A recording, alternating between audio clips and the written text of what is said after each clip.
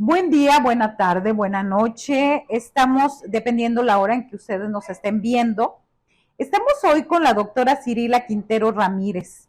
Ella es socióloga y es doctora por el Colegio de México, profesora investigadora del Colegio de la Frontera Norte, sede Matamoros, e investigadora nacional nivel 3 del CONACYT. Ella es autora de los libros La sindicalización en las maquiladoras tijuanenses y Reestructuración en la frontera norte.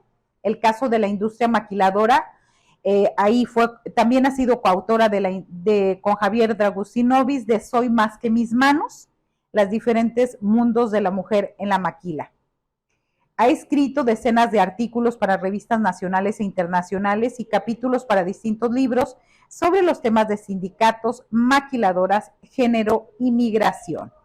Y bueno, nosotros nos sentimos muy orgullosos de tener en este espacio a la doctora Cirila Quintero, a quien conocemos desde hace algunas décadas, no vamos a decir cuánto, pero sobre todo porque vino a Ciudad Victoria a presentar su más reciente libro, Trabajadores, Sindicatos y Activistas en la Frontera Norte de México, un mapeo laboral actualizado. Bienvenida, doctora. Muchísimo gusto, un placer estar aquí contigo y sobre todo regresar a Ciudad Victoria, que tenía como 5 o 6 años que no regresaba. Bien, de que estábamos leyendo una parte de este texto que le dedicó Mark Anner, donde dice que nos brinda a través de este libro, de su más reciente libro, un relato oportuno y magistral de las relaciones laborales en 5 centros de exportación de manufactura distribuidos a lo largo de la frontera norte de México, que colinda con Estados Unidos. Háblenos del libro. Mira, este es un libro que es como un balance de los estudios que yo he realizado sobre cuestiones sindicales y cuestiones laborales durante casi 3 décadas en la frontera norte. Es un libro que trata 5 ciudades, sobre todo trata lo que es Tijuana, trata Nogales, Ciudad Juárez, Piedras Negras y Matamoros. Entonces lo que trata de ver cómo estas ciudades tienen una situación laboral muy diferente, sobre todo que se explica por la historia, que podemos ser fronterizos desde Tijuana hasta Matamoros, pero que somos muy diferentes. Recordemos, lo que trata de ver sobre todo es que la frontera no es igual. Recordemos que la frontera tiene 3.500 kilómetros y podemos encontrar espacios en donde los sindicatos no son relevantes, como Ciudad Juárez, hasta donde el sindicato está hasta en las actividades que menos te piden, como Matamoros. Entonces lo que trataba es, porque mucha de la gente está preocupada, ¿por qué ahora se habla tanto de sindicatos? ¿Por qué se habla tanto de cuestiones laborales? Y en el pasado parecía estar olvidada. Sin embargo, yo lo que hago, digo, bueno, depende de qué ciudad estás, para entender, por ejemplo, el conflicto que hubo en Matamoros, o por qué no tienen sindicatos en Juárez, o por qué es muy importante una organización laboral como el Comité Fronterizo de Obreras en Coahuila, en lo que es en Piedras Negras. Entonces de eso trata, es como una parte, digamos, de recuperar esta historia. El otro punto fundamental es que yo había estudiado sindicatos durante mucho tiempo, pero si tú buscas el sindicato, pues no hay muchos sindicalizados en algunas partes. Entonces estudio también lo que son las organizaciones laborales y también a los activistas, a esos trabajadores que, como diría Roberta Menchú, le nació la conciencia cuando estuvieron trabajando, es que vieron que no están bien pagados y todo, y que empezaron a organizarse. Entonces, por eso se llama activistas también. Entonces, en un primer encuentro, ¿cuáles serían las características de estas 5 ciudades? Bueno, rápidamente, Tijuana es un centro en donde la maquiladora, digamos, está avanzada, y yo encuentro sobre todo unas relaciones laborales muy que tiran hacia la conciliación. Son muy importantes los gerentes de relaciones, como relaciones industriales, relaciones laborales. Tienen una organización que agrupa a como 150 empresas, en donde se discuten de cómo tratar al trabajador y todo. Y para ello, no, bueno, yo le preguntaba, por ejemplo, al director de este centro, le decía, oiga, pero ahora con la nueva ley federal hay que incentivar a los sindicatos, la libertad sindical, todo. Y él francamente me dijo, bienvenidos los sindicatos, y con eso necesitamos certificarnos para competir internacionalmente, bienvenidos. Entonces, como que no les crea ningún problema. Entonces llegamos a la parte de Nogales, que para mí es una ciudad donde el actor más importante es el gobierno. El gobierno dice, aquí hay paz laboral, vengan a invertir, y aunque no haya paz laboral, aunque los trabajadores sigan movilizándose, aunque todo eso, la paz laboral es sumamente importante en Nogales. Entonces, y llego a Ciudad Juárez, que es una ciudad en donde yo le llamo la ciudad maquiladora por excelencia. Casi 400,000 trabajadores están trabajando en la maquila. Y entonces, en esta parte lo que yo encuentro es que se presume mucho que hay mucha tecnología, que hay mucha innovación, pero lo que yo encuentro es mucha precarización laboral. ¿Por qué? Porque muchos de los trabajadores nada más tienen un salario mínimo.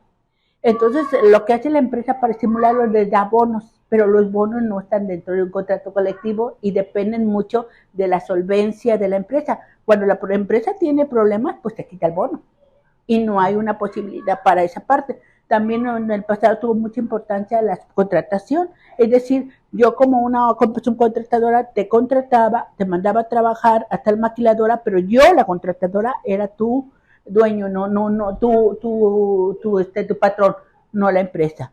Entonces son muchas variantes que dices, bueno, ¿por qué pasa esto? Pero lo más interesante es que la organización empresarial es sumamente muy fuerte, la Asociación de Maquiladoras, INDEC, que impide que haya que hay una organización, es un terreno muy difícil para sindicalizar.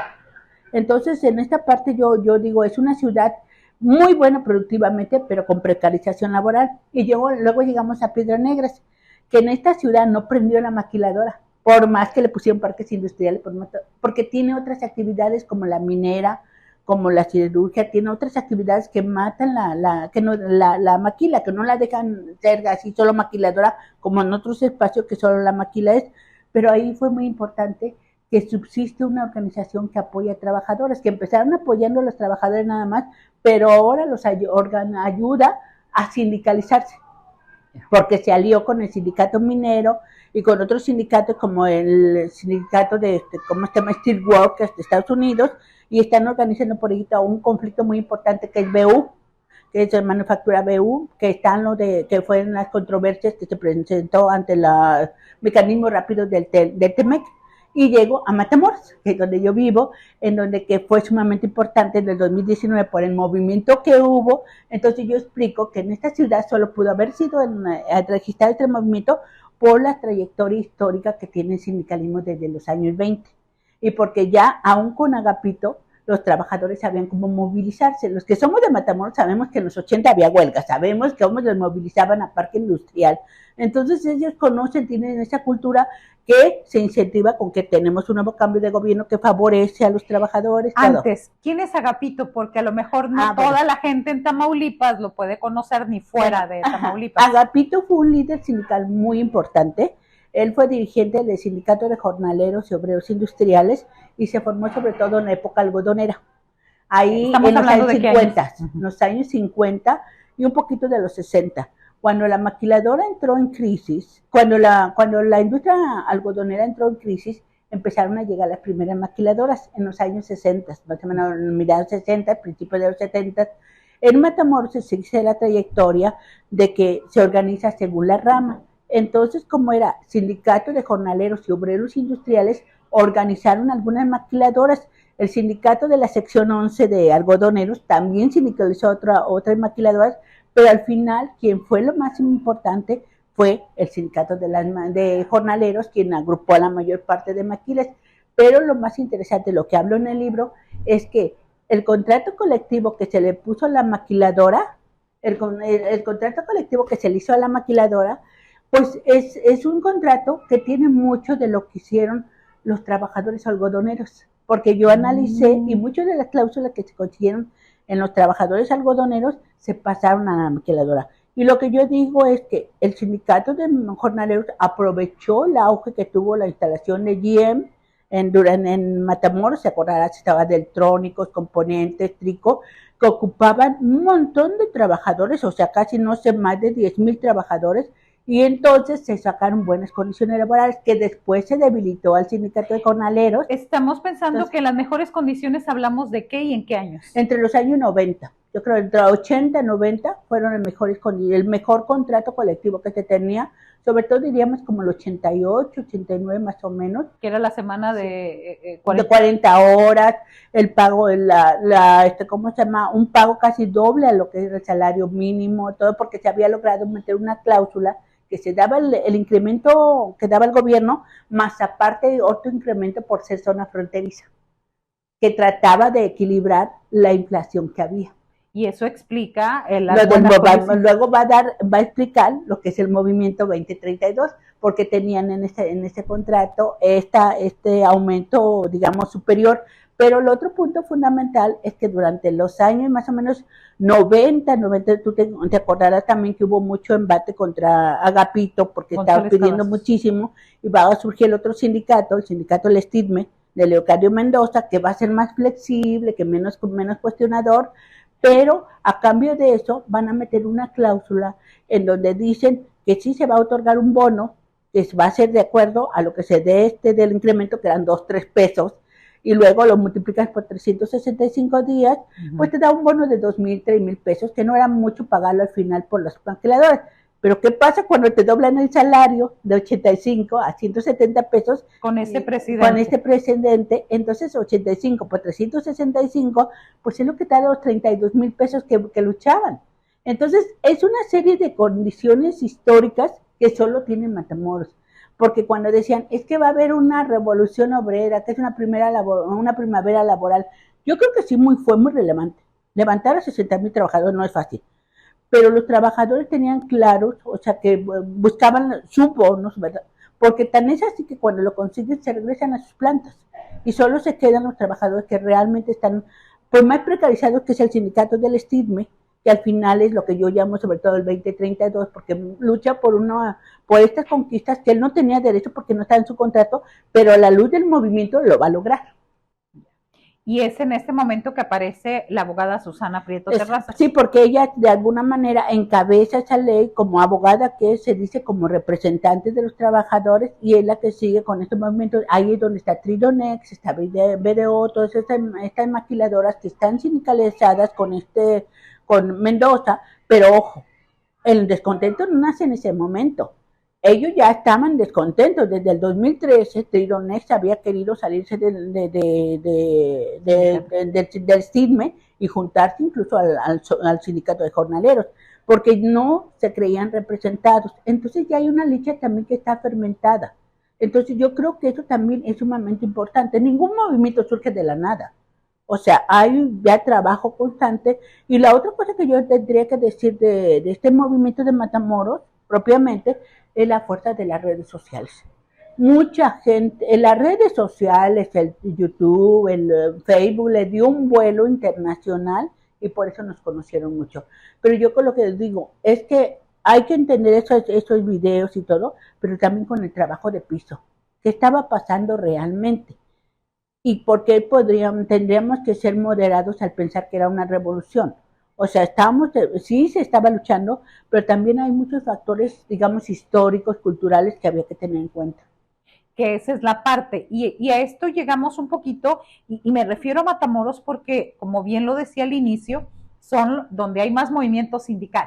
Sí. De las ciudades que usted analiza, es la de mayor movimiento sindical.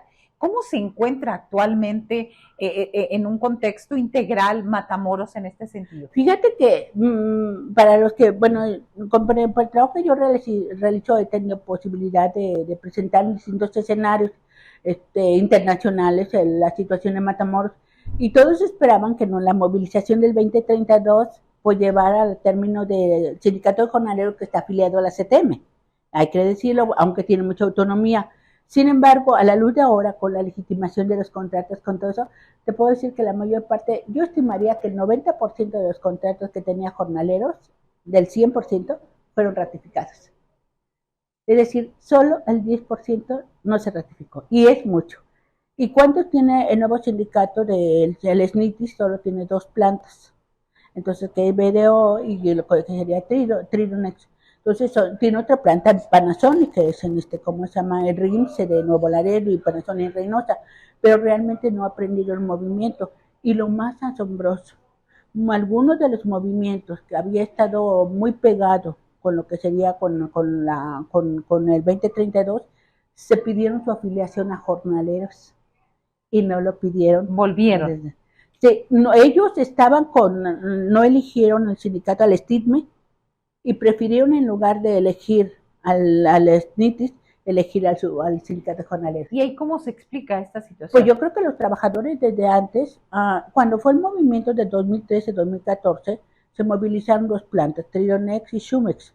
Entonces, a esas plantas, Tridonex fue fundamental durante el movimiento 2032, pero Shumex, sin embargo, y en ese momento yo lo que escribí, que lo que querían eran mejor condiciones laborales, y ellos pensaban que Jornaleros daba esta situación, daba este mejoramiento. Entonces, ellos en ese momento, algunos pensaban en sindicalizarse en jornaleros. Cuando tiene este movimiento, al final los trabajadores fueron los que eligieron. Entonces, y decidieron quedarse con algunos que querían irse con el NITIS, y al final, cuando se hizo la votación, ganó jornaleros. Y no fue la única planta que se sindicalizó con aleros. Entonces, este es el juego, porque yo creo que también cuenta mucho que está ahí, que siempre ha estado ahí. Cuando la licenciada decía, es que no conocen su contrato, no saben el sindicato, pues yo desde siempre, los que vivimos en Matamoros, sabemos que el sindicato está ahí y la gente y sala todo el día, va porque su cuotas, va porque tiene problemas. Yo no sé si tú te acuerdas que Agapito, cuando estaba él, tenía abierto, llegaba una obrera, quiero ver a don Agapito, y la recibía. Pasaba. Entonces, esa es la misma política que sigue existiendo. Entonces, ese liderazgo, pero también es importante decir que, como dice el dirigente del sindicato de jornaleros, este movimiento también nos cambió a nosotros, porque ellos estaban acostumbrados al sindicato tradicional, y sin embargo ahora ya tienen un Facebook. Ya abrieron. Porque dice que tienen que comunicarse, pero yo creo que las redes sociales fueron muy importantes, e incluso entre los mismos trabajadores que tenían su WhatsApp como grupo, con todo, y estas son nuevas formas de estrategia obrera. Ahora, todo este empuje, el movimiento 2032, el 19 de enero de 2019 y toda esta situación, después la persecución a Susana Prieto Terrazas, su detención por parte del gobierno de Francisco García Cabeza de Vaca, no permitirle entrar al Estado, finalmente minó al SNITIS. Sí, no solo eso. Yo creo que la licenciada tiene una concepción, digamos, es abogada y cree que por las leyes se puede cambiar todo. Entonces, por eso hace los videos para que los trabajadores aprendan. Pero nosotros que seguimos las cuestiones laborales, sabemos que no todas las leyes, también son las prácticas culturales, las formas, las estructuras de poder y todo. Entonces, uno de los elementos fundamentales fue que ciertamente este gobierno, encabezado por López Obrador, había dicho, vamos a hacer que los sindicatos independientes se reconozcan.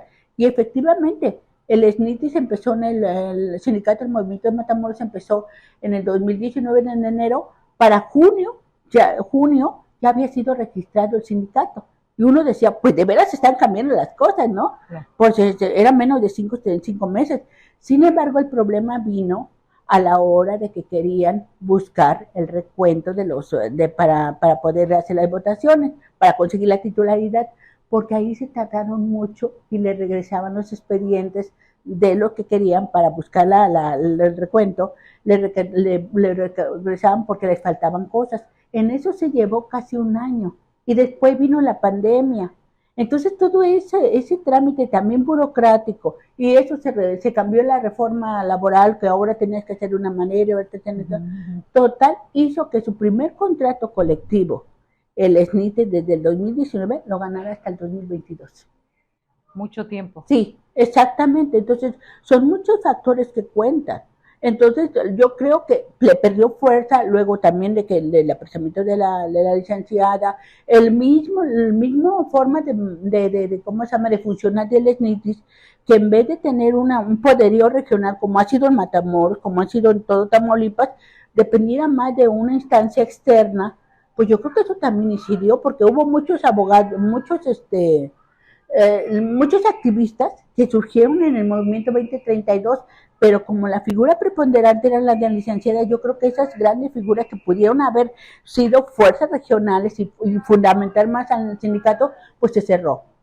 Entonces yo creo que Matamoros si se hubiera aprovechado todos esos liderazgos locales, yo creo que sí se hubiera hecho un sindicato más fuerte, porque creo y estoy convencida que solo la base laboral puede tener la fortaleza con los sindicatos. Si no tienes base laboral, no lo puedes hacer desde arriba. Okay. Las redes sociales ayudaron, sin embargo, el que se rigiera por una sola figura, que fue la abogada Susana Prieto, también fue una cuestión en contra, y estoy también viendo que el hecho de por qué regresan a sindicatos jornaleros, porque ahí está, porque hay toda una estructura. Hay una estructura, y entonces dicen, bueno, pues mira, te voy a narrar simplemente, aprovechando este espacio. Gracias. Que también hubo sí tenemos una nueva ley, Marta Olivia, sí es cierto, pero los trabajadores no tienen mucha información, les carece mucha información, y los mismos empresarios a veces no saben